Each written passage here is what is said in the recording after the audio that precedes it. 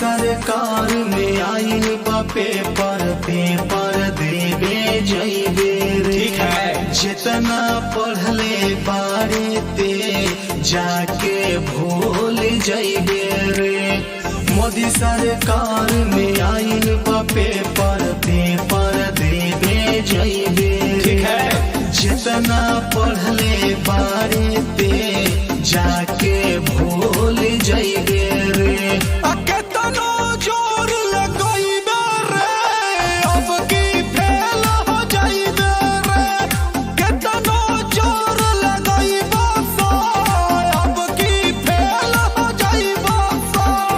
10वीं के बात रहे, सिर झाते हाथ रहे। सेंटर के परे सफल 1500 के बात रहे। ठीक है। सफल सरकार रहे, चीट तैयार है। सेंटर छोड़ के बाहरी लिखे के जुगाड़ रहे। ठीक है। योगी सरकार ने कहा रे, कैसे चीट छिपैबे रे।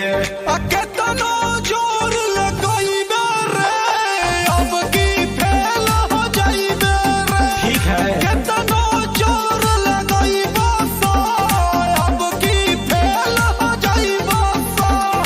इंटर में तो नाम भइल, 4 गो टिविशन भइल। कौन कब पढ़ी इहे सफिशन भइल। लव के बीमारी भइल, कोचिंग मरी यारी भइल। जान गइल भाई ओकर बड़ा मारा मारी भइल। ठीक है।